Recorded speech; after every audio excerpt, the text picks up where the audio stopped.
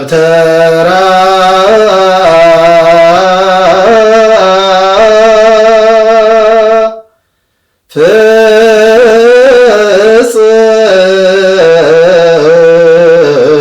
ፍጽምት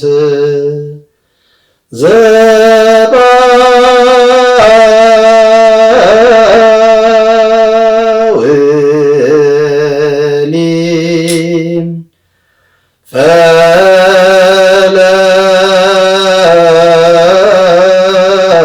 ፈለሰ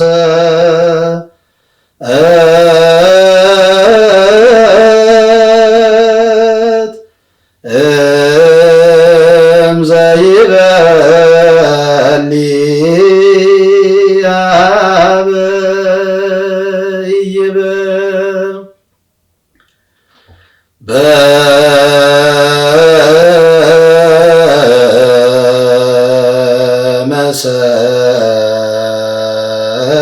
በመሰንቆሁ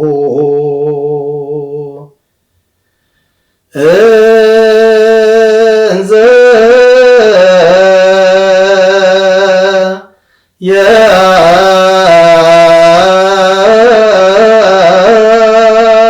ያሊ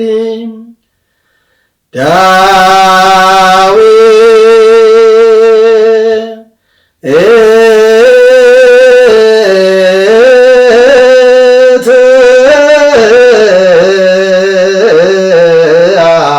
አቡሃ ዘወልዳ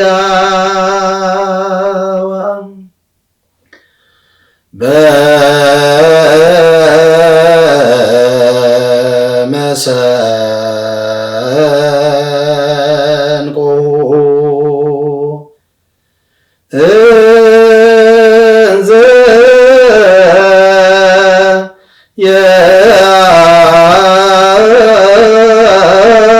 ያሊ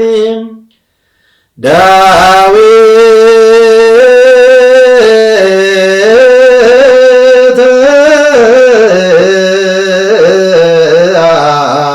አቡሃ ዘወልዳ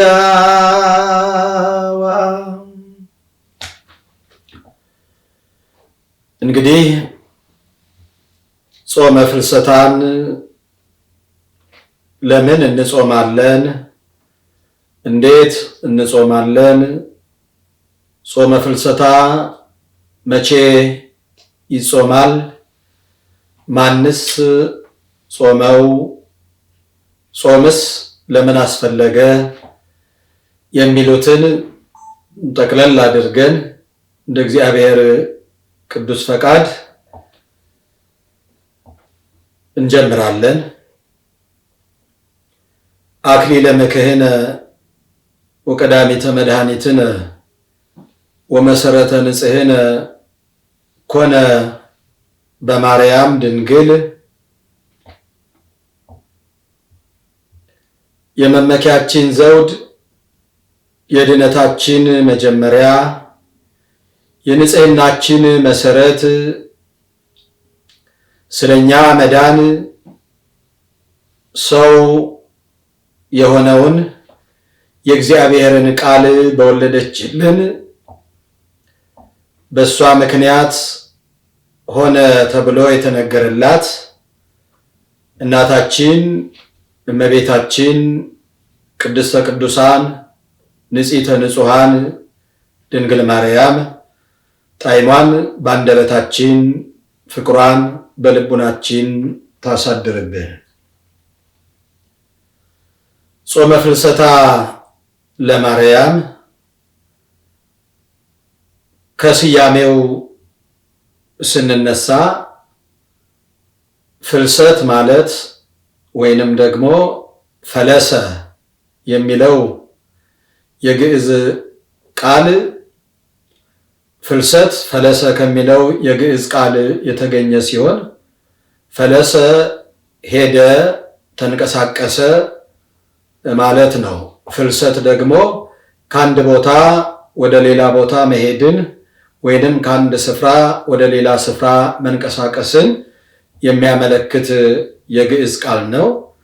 ይህንን መሰረት በማድረግ ፍልሰታ ለማርያም ስንል የእመቤታችን የንጽሕተ ንጹሐን የቅድስተ ቅዱሳን ድንግል ማርያም ስጋዋ ከገነት ከዕፀ ሕይወት ስር ወደ ደቀ መዛሙርቱ የፈለሰበትን ጌታ ከዕፀ ሕይወት ስር የእመቤታችንን ስጋ አንስቶ ለደቀ መዛሙርቱ የሰጠበትን በማሰብ ፍልሰታ ለማርያም እንላለን ማለት ነው። ፍልሰታ ለማርያም ወይንም ደግሞ ጾመ ማርያም ብለን በቤተ ክርስቲያናችን ዘንድ የምንጠራው ከሰባቱ የኢትዮጵያ ኦርቶዶክስ ተዋሕዶ ቤተ ክርስቲያን አጽዋማት መካከል አንዱ ነው።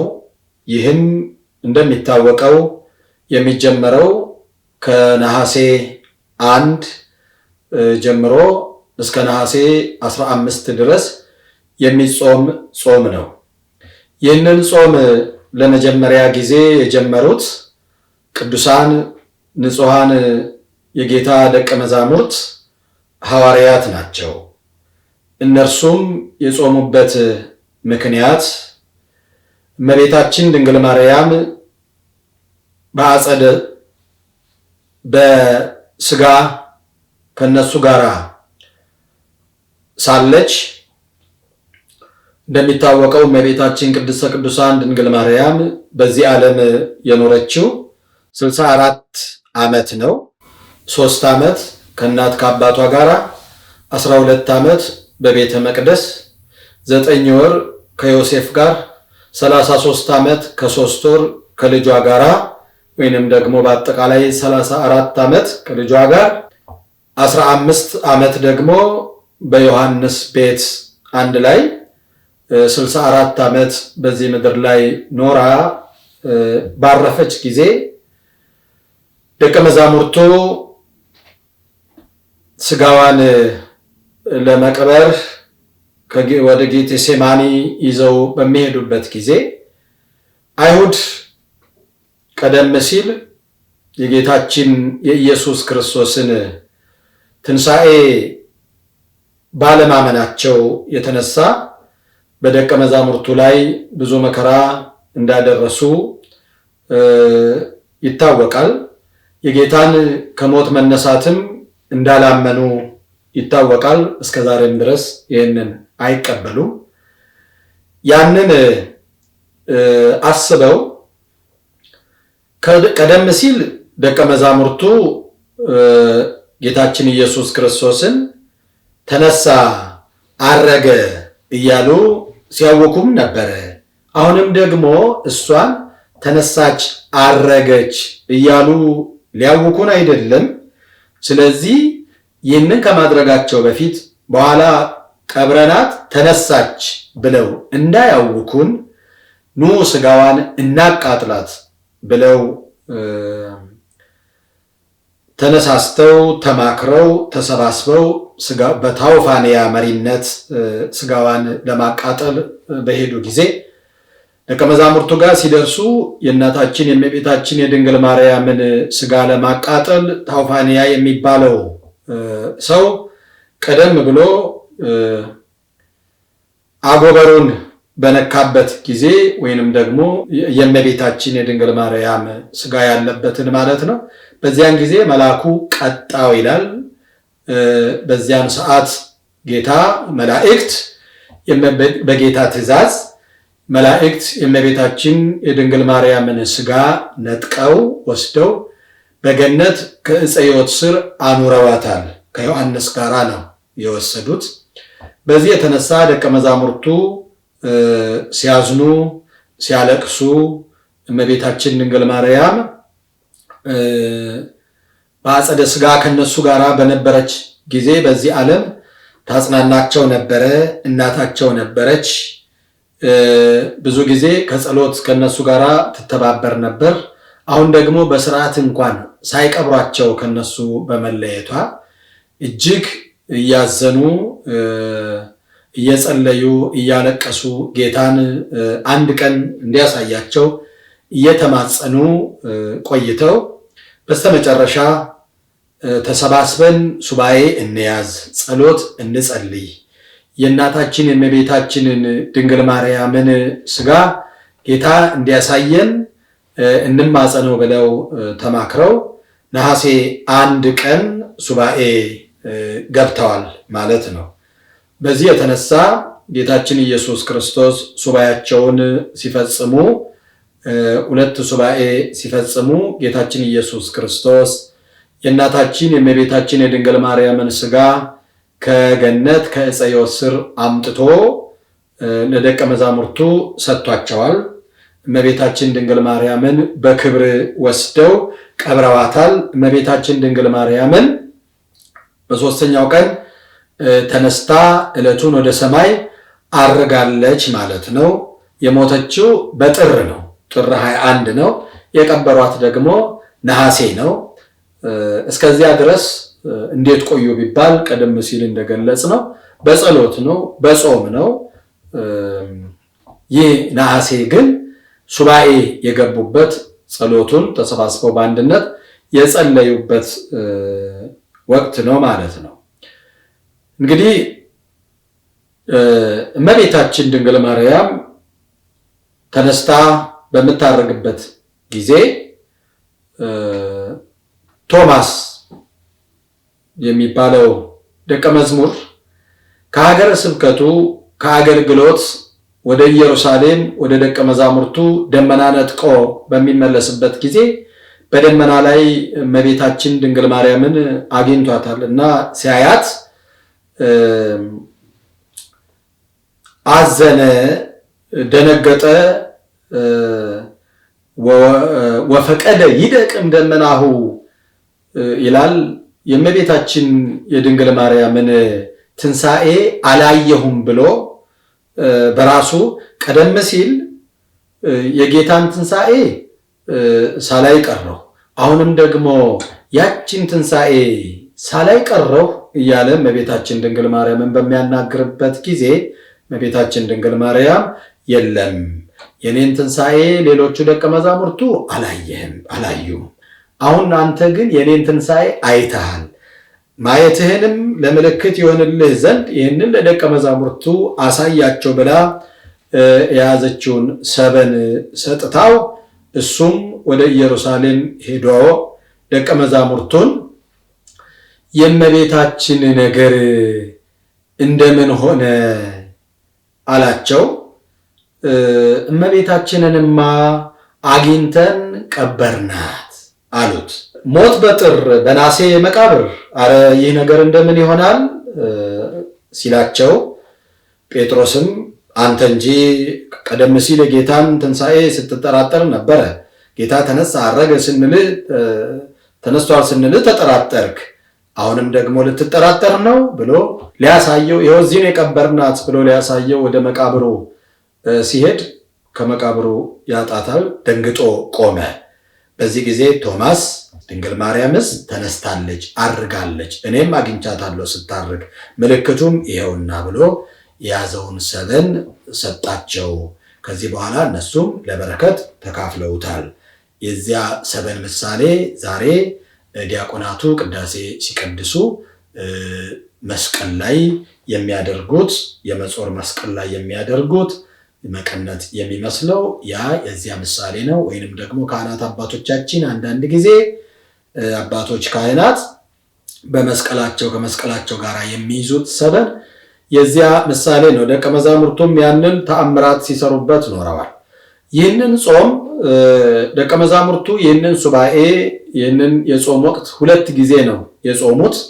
እንግዲህ በዓመቱ ደግሞ መልሰው ቀደም ሲል ቶማስ ትንሣኤሽን አይቷል፣ እኛ ትንሣኤሽን ሳናይ እንዴት እንቀራለን ብለው እንደገና ነሐሴ 1 ቀን ጾመዋል ማለት ነው። ጀምረው ጾሙን ጾመውታል ደቀ መዛሙርቱ።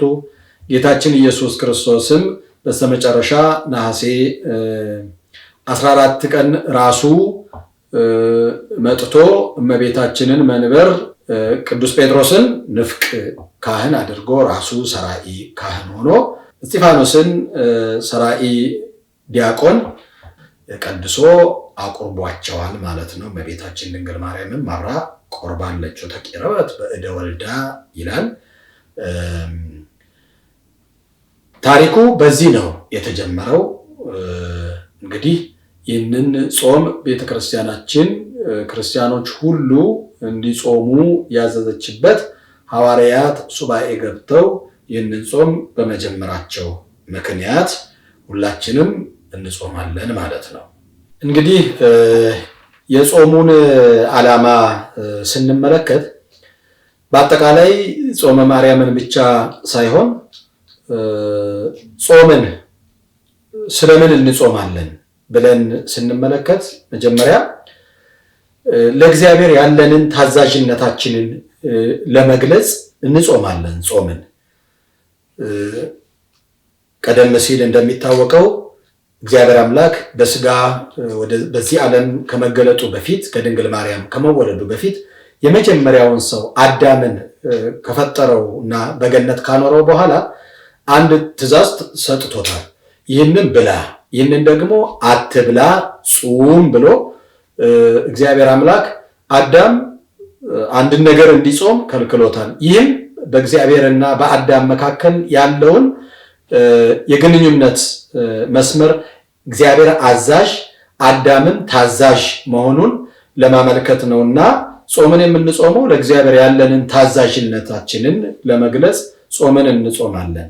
ከዚያም በኋላ ከአዳም ጀምሮ ነቢያት ጾመዋል። በተለያየ ጊዜ ሌላው የምንፈልገውን በጎ ነገር ከእግዚአብሔር ሊሰጠን የምንሻውን መልካም ነገር ለማግኘት እንጾማለን። በመጽሐፍ ቅዱስ ምሳሌ አስቴርን ብንመለከት መጽሐፈ አስቴር ላይ ምዕራፍ 4 ከቁጥር 1 ጀምሮ ማንበብ ይቻላል። ሐማ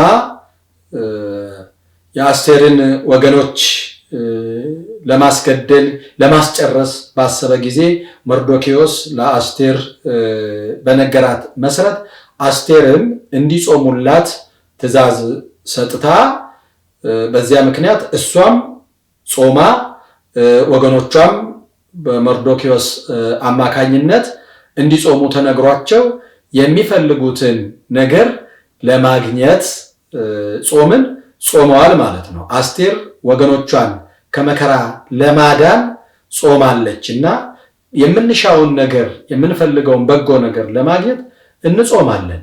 ከዚያም ሌላው ከእግዚአብሔር ጋር ለመገናኘት ነቢዩ ሙሴን መጥቀስ እንችላለን። ሙሴ 40 መዓልት 40 ሌሊት ከጾመ በኋላ ነው እግዚአብሔርን ያገኘው እና በዚህ መሰረት እግዚአብሔርን ለማግኘት ከእግዚአብሔር ጋር ለመገናኘት ጾምን እንጾማለን። ከዚያም ባሻገር ከሚመጣብን መዓት ከሚመጣብን መቅሰፍት በኃጢአታችን ምክንያት በበደላችን ምክንያት በስህተታችን ምክንያት በጥፋታችን ምክንያት ከእግዚአብሔር ጋር ያለንን ግንኙነት በኃጢአት ምክንያት አቋርጠን ከእግዚአብሔር ስንለይ ከሚመጣብን መቅሰፍት ለመዳን ከእግዚአብሔር መዓት ለመዳን ከቁጣው ለመዳን ጾምን እንጾማለን። ለምሳሌ የነነዌን ሰዎች መጥቀስ እንችላለን።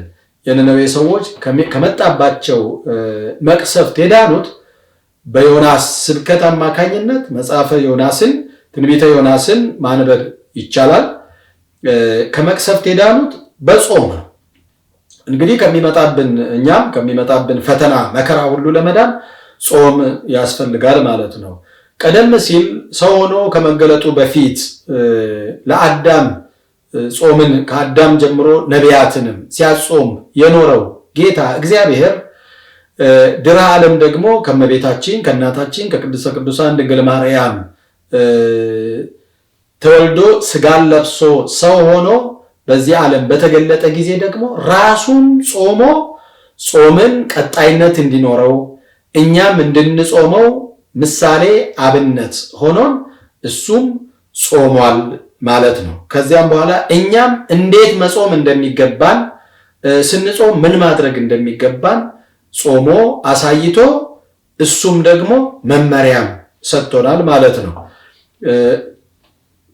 ስለዚህ ጾምን የምንጾመው ከዚህ የተነሳ ለዚህ ዓላማ ነው።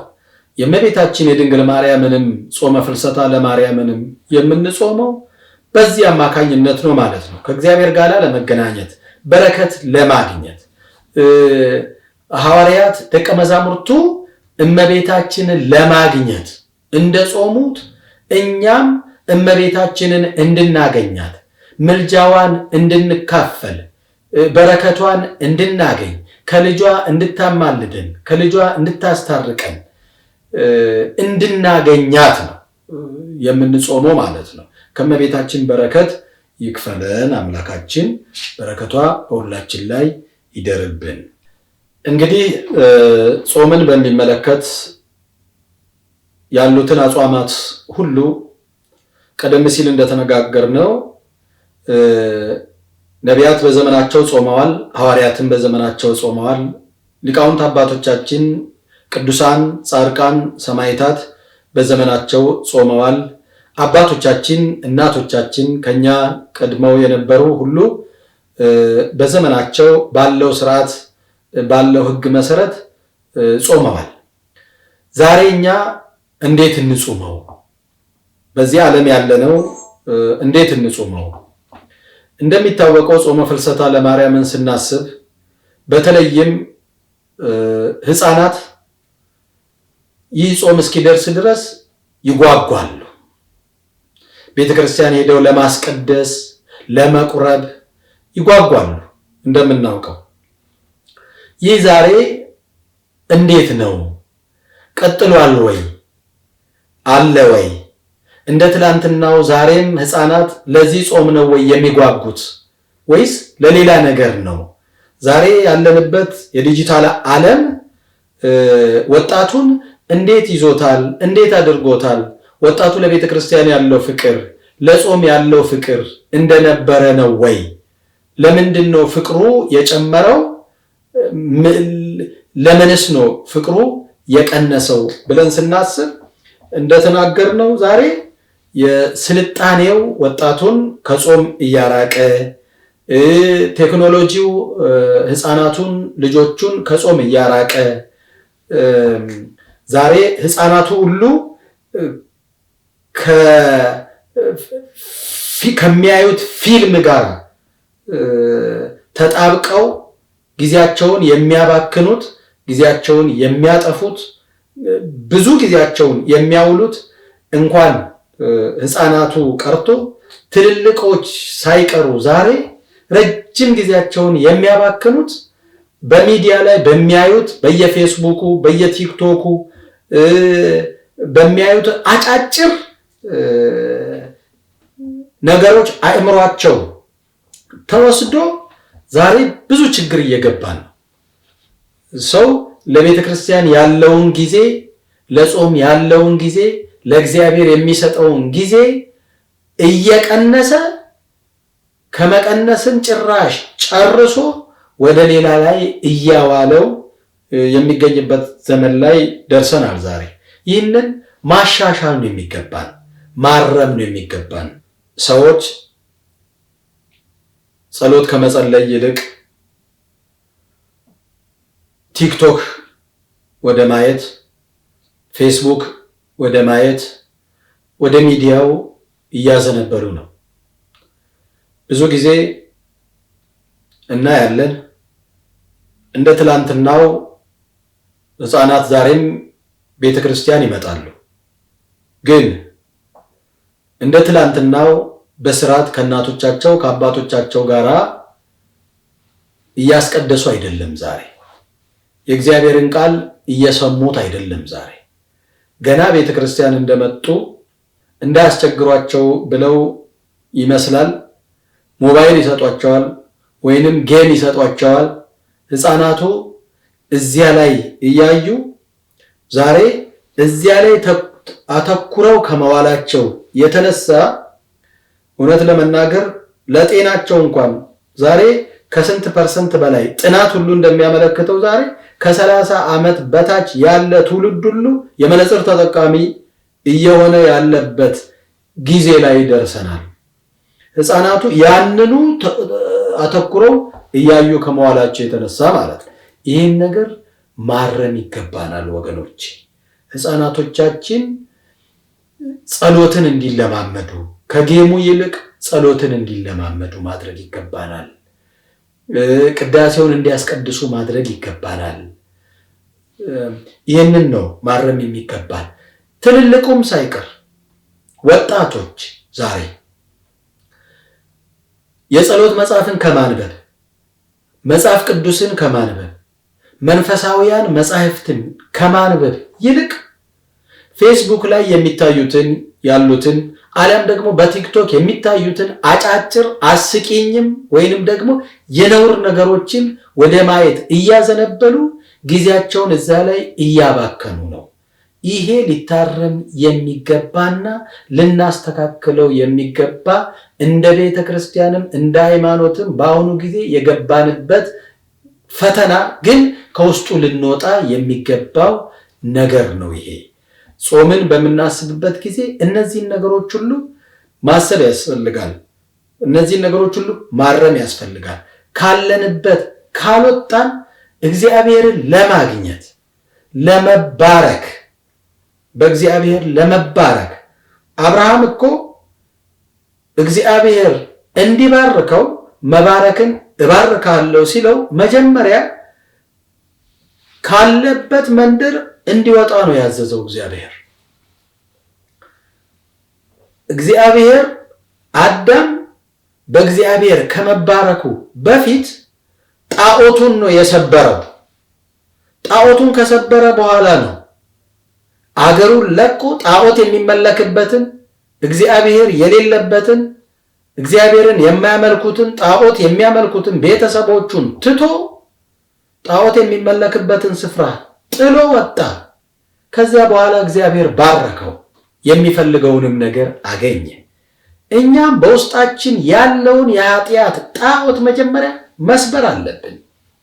በጆሮአችን፣ በዓይናችን፣ በመላ አካላታችን የገባውን የኃጢአት ጣዖት መጀመሪያ እንስበረው። ከዚያ በኋላ እንውጣ ማለት ነው። አብርሃም በእግር ነው የወጣው። እኛ ሰፈራችንን፣ መንደራችንን፣ ሀገራችንን፣ ቤታችንን፣ አካባቢያችንን ለቀን በእግር ላንወጣ እንችላለን። በዚህ ጾም ወቅት በእግርም የሚወጡ ብዙ ሰዎች አሉ። ወደ ገዳማት የሚሄዱ፣ ወደ አብያተ ክርስቲያናት የሚሄዱ፣ ሰፈራቸውን ለቀው መንደራቸውን ለቀው የሁካታ የኃጢአት የጫጫታ መንደራቸውን ለቀው በገዳም ሄደውም የሚያሳልፉ ጫጫታ የሌለበትን የእግዚአብሔር ቃል የሚሰማበት ስፍራ ብቻ ሄደው በገዳማት የሚያሳልፉ ሰዎች አሉ። ሁሉም ይህንን ማድረግ አይችልም። ግን በእግር ባንወጣ በግብር ልንወጣ ይገባል ነው። ከኃጢአት መንደር ልባችን፣ አእምሯችን፣ ሐሳባችን ሊወጣ ይገባል። ለዚህ ነው ቅዱስ ያሬድ ስለ ጾም እዝንኒ ይጾም እምሰሚዐ ህጹም ዓይንኒ ይጹም እምርኢ፣ ዓይንም ኃጢአትን ከማየት፣ ጆሮ ኃጢአትን ከመስማት፣ እጅ ደም ከማፍሰስ ኃጢአት ከመስራት፣ እግር ኃጢአት ወደሚሰራበት ስፍራ ከመገስገስ ይጹም ነው ያለው። ጾምን በምንጾምበት ጊዜ ከረሃብ መከልከል ወይንም ደግሞ ከእህል መታቀብ፣ እህልን አለመብላት ብቻ አይደለም ጾም ሲባል፣ ያ አንዱ ነው። ግን መላ አካላታችን ሊጾም ይገባል። ልባችን ሊጾም ይገባል። አእምሯችን ሊጾም ይገባል። ከኃጢአት ልንጾም ይገባል፣ ልንታቀብ ይገባል ማለት ነው። ያን ጊዜ ነው የምንባረከው። ያን ጊዜ ነው መቤታችንን ማግኘት በረከትን ማግኘት የምንችለውና ከነዚህ ጾምን በምንጾምበት ጊዜ እንዲህ ነው ልንጾም የሚገባው። ዛሬ ቅድም እንደተናገርነው ሰዎች ብዙ ጊዜያቸውን የሚያባክኑት ብዙ ጊዜያቸውን የሚወስዱት ምን ላይ ነው? ምን በማየት ነው? ምን በመስማት ነው? ምን በመናገር ምን በማውራት ነው? በተለይም ወጣቶቻችን ምን ላይ ነው የሚያሳልፉት ብለን ስናስብ ዛሬ ቴክኖሎጂው ሰውን ሁሉ ከእግዚአብሔር እያራቀው ከቤቱ እያሳደደ እያወጣው ሰው ሁሉ የቴክኖሎጂ የሚዲያ የፌስቡክ የቲክቶክ የሌላ ጥገኛ እየሆነ ከእግዚአብሔር እየራቀ የሄደበት ጊዜ ላይ ነው ያለነውና ይህንን እኛም አበክረን ልናስተምር ወላጆች ለልጆቻቸው ካህናት ለመንፈሳውያን ልጆቻቸው ሊያስተምሩ ይገባል። ወላጆች ለልጆቻቸው ሊነግሩ ይገባል። በእንዲህ አይነት ሁኔታ ነው ጾምን በምንጾምበት ጊዜ እንዲህ እያረግን ነው ልንጾም የሚገባውና በተለይም ወላጆች ለልጆቻቸው ይህንን ኃላፊነት ይህንን በመንገር ኃላፊነታቸውን ሊወጡ ይገባል። እንግዲህ በተለይም በውጭው ዓለም የምትኖሩ ወገኖቻችን ኦርቶዶክሳውያን መንፈሳውያን ልጆቻችን እንደሚታወቀው በዚህ በሰመር ወቅት ሕፃናቱም ልጆቹም ቤት የሚውሉበት ጊዜ ነው። ቤተሰብና ልጆች ጊዜያቸውን አብረው የሚያሳልፉበት ጊዜ ነው። እንደ ሌላው ጊዜ ወደ ትምህርት ቤት ልካችሁ የምትቆዩበት ጊዜ ሳይሆን ከልጆቻችሁ ጋር ረጅሙን ጊዜ የምታሳልፉበት እንደ እግዚአብሔር ፈቃድ ምንም እንኳን ሞልቶላችሁ ፈጽሞ 16ቱንም ቀናት የጾም ጊዜያት ከስራ ቀርታችሁ ፈጽማችሁ ከቤተ ክርስቲያን ጋር ብቻ የምታሳልፉበት ጊዜ ላይሆን ይችላል። አንዳንዶች የቻሉ ይህንን ጊዜ ፍጹም የዓመት ፈቃድ አድርገው ቤተ ክርስቲያን የሚያሳልፉ ወገኖች አሉ። መልካም ነው። ደግሞ ያልቻሉና በስራ የሚያሳልፉ ከዚያ በኋላ ጊዜያቸውን አጣበው የቅዳሴዋን ሰዓት ወደ ቤተ ክርስቲያን ሄደው ከልጆቻቸው ጋር የሚያስቀድሱ የሚቆርቡ ምዕመናን ደግሞ አሉ። እንግዲህ ይህንን ጊዜ ምዕመናን ከልጆቻችሁ ጋር የምታሳልፉበት ጊዜ ነውና ልጆቻችሁ ይህችን ጊዜ በአግባቡ ከእግዚአብሔር ጋር የሚገናኙባት ጊዜ እንዲሆን እናንተም በትክክል ከእግዚአብሔር ጋር የምትገናኙባት ጊዜ እንዲሆንላችሁ ይህንን ጊዜ መቁረብ የሚገባቸው ሕፃናት ብቻ እንዲቆርቡ የታዘዘ እስኪመስል ድረስ ብዙ ጊዜ የምናየው ሕፃናት ብቻ ሲቆርቡ ነው። ይህ የሚገባ አይደለም። እናቶችም አብረው ቆርበው ማሳየት ይኖርባቸዋል። አባቶችም አብረው ቆርበው ለልጆቻቸው ማሳየት ይገባቸዋል። ምዕመናን እንደምታውቁት የዛሬ ልጆች እንደ ትላንትናዎቹ አይደሉም። ጠያቂዎች ናቸው። ይህ እንዴት ሆነ፣ ይህ ለምን ሆነ ብለው የሚጠይቁ ልጆች ናቸው። እንደምታውቁት ልጆቻቸው ሲቆርቡ አባዬ አንተ ለምን አትቆርብም፣ እማዬ አንቺ ለምን አትቆርቢም እያሉ የሚጠይቁበት ጊዜ ላይ ነው ያለነው። እናንተ ቆርባችሁ ካላሳያችሁ ነገ ዛሬ በግድ በሕፃንነት እድሜያቸው በግድ ይዛችኋቸው የሚቆርቡት ልጆቻችሁ ነገ ከፍ ሲሉ 18 ዓመት ከሞላቸው በኋላ ይሻይሏችሁ። እናንተ ቆርባችሁ ስላላሳያችሁ ልጆቹ ይህንን ከናንተ አይተው ስላለመዱ ያኔ በግድ ተይዘው እንዳደረጉት አድርገው ስለሚያስቡ ራሳቸውን መቻል ሲጀምሩ ደግሞ ከዚህ ነገር ይርቃል። ስለዚህ ወገኖቻችን እናንተም ራሳችሁ ወደዚህ ቅዱስ ቁርባን መቅረብ ይኖርባቸዋል። ቅዱስ ቁርባን አያስፈራም። ቅዱስ ቁርባን ሕይወት ነው። ለኛ የተከፈለ ዋጋ ነው። ስለኛ የተሰጠ መድኃኒት ነው። ልንድንበት የተሰጠን መድኃኒታችን ነው እና ልጆቻችሁን እየቆረባችሁ አሳዩአቸው፣ እየጸለያችሁ አሳዩአቸው። ልጆች እንዲጸልዩ እናንተ እየጸለያችሁ አሳያቸው። ልጆች ነገ እንዲመጸውቱ እናንተ እየመጸወቷችሁ አሳዩአቸው። ልጆች ነገ እንዲያስቀድሱ እናንተ እያስቀደሳችሁ አሳዩአቸው። እናንተ ስትጸልዩ ሲያዩ ልጆቻችሁ ጸሎተኞች ይሆናሉ። እናንተ ስትጾሙ ሲያዩ ልጆቻችሁ ጾመኞች ይሆናሉ። እናንተ ስትመጸውቱ ሲያዩ ልጆቻችሁ የሚመጸውቱ ይሆናሉ። አብርሃም ለእግዚአብሔር ታዘዘ፣ እሺ አለ። ይስሐቅ ደግሞ ያንን አየና ለአባቱ እሺ አለና ታዘዘና እስከ መታረድ ድረስ ደረሰ። አዎ የአብርሃም ለእግዚአብሔር እሺ ማለት ልጁን እስከ ማረድ ድረስ፣ የይስሐቅ ደግሞ ለአብርሃም እሺ ማለት ለአባቱ እስከ መታረድ ድረስ የደረሰ ታዛዥነት ነው። ስለዚህ እናንተ ለእግዚአብሔር ስትታዘዙ ወገኖቼ፣ አባት እናት ለእግዚአብሔር ሲታዘዙ ልጅ ደግሞ ለአባትና ለእናት ይታዘዛል። ልጅ መቼም እንደዚህ አይቀርም። ነገም አባትና እናት ይሆናሉ ልጆች። ለእግዚአብሔር ደግሞ በዚያው ልክ ይታዘዙለታል ማለት ነው። ልጆቻችሁን በጾም ወቅት ይህንን ማስተማር ይገባቸዋል ወገኖቼ። ልጆቻችሁ ለእናንተ እንዲታዘዙላችሁ። በተለይም ዛሬ የልጆች ነገር ታውቁታላችሁ፣ አሳሳቢ ነው፣ አስጨናቂ ነው። በውጭ ዓለም ያላችሁ ወገኖቼ ሁላችሁም ታውቃላችሁ የልጆች ነገር ምን ያህል እንደሚያስጨንቅ፣ ምን ያህል እንደሚያሳስብ፣ ልጆቻችን ከማን ጋር እንደሚውሉ፣ ከማን ጋር እንደሚያሳልፉ፣ ምን ውስጥ እንደገቡ፣ እንዴት እንደሆኑ አስጨናቂ ጊዜ ነው። ማወቅ የማይቻልበት ጊዜ ነው። ልጆቻችን ከኛ ጋር ናቸው ብላችሁ ስታስቡ ከናንተ ጋር የማይሆኑበት ጊዜ ላይ ደርሰናል። አዎ ብዙ ወላጆች፣ ብዙ እናት አባት በልጆቻቸው ምክንያት ያለቀሱ ብዙዎች አሉ፣ ያዘኑ ብዙዎች አሉ፣ ያማረሩ ብዙዎች አሉ።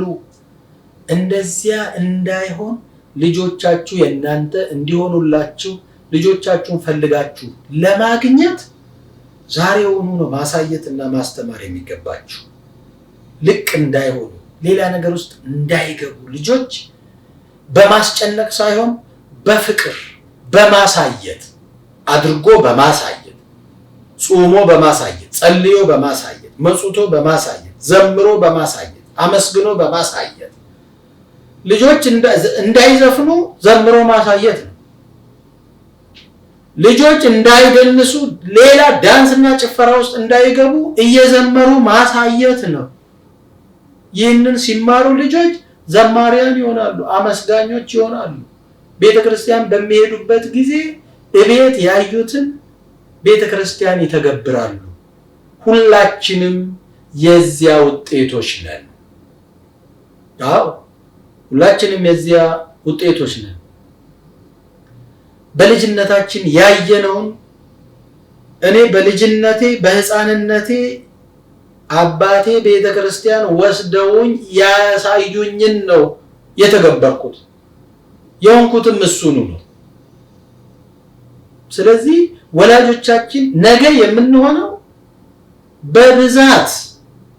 በብዛት ነገ የምንሆነው ወላጆቻችን ያሳዩንን ነውና ወገኖቼ እንዲህ ነው ልጆችን ማሳደግ የሚገባውና አስተምሯቸው፣ አሳዩቸው በተግባር በፍቅር።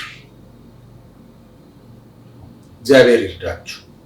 እንግዲህ ኦርቶዶክሳውያን መንፈሳውያን ልጆቻችን ይህ ጾም የበረከት ጾም፣ የሰላም ጾም፣ የፍቅር ጾም፣ የአንድነት ጾም ነው። ሐዋርያት አንድ ሆነው በመጾማቸው ከእግዚአብሔር የፈለጉትን መልስ አገኙ።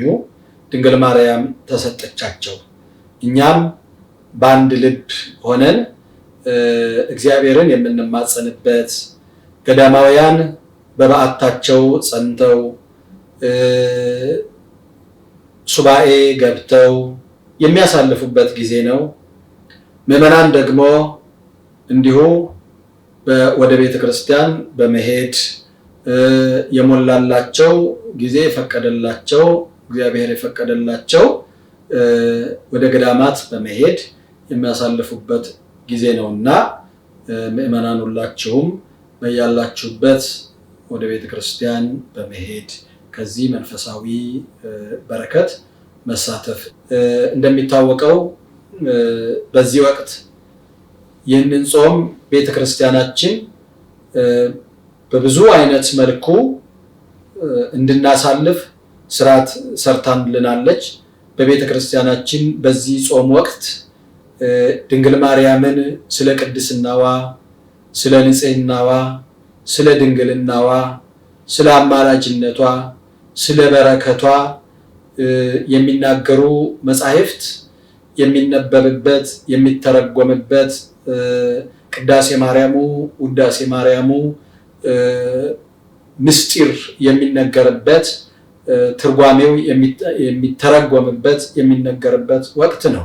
ቤተክርስቲያናችን ይህንን ወቅት በማህሌት፣ በቅዳሴ፣ በሰዓታት፣ በዝማሬ፣ በስብከተ ወንጌል የምታሳልፍበት ፍጹም መንፈሳዊ ስርዓቶች የሚከናወኑበት ወቅት እንደመሆኑ መጠን ቤተክርስቲያን ሄዳችሁ ከዚህ ከመንፈሳዊ በረከት እንድትካፈሉ፣ ቅዳሴዋን እንድትሰሙ፣ ውዳሴዋን እንድትሰሙ፣ ትርጓሜውን እንድታዳምጡ እንድትሰሙ፣ ነገረ ስጋዌው፣ ምስጢረ ስጋዌው፣ ምስጢረ ስላሴው የሚነገርበት የሚተረጎምበት ወቅት እንደመሆኑ መጽሐፍትን በመስማት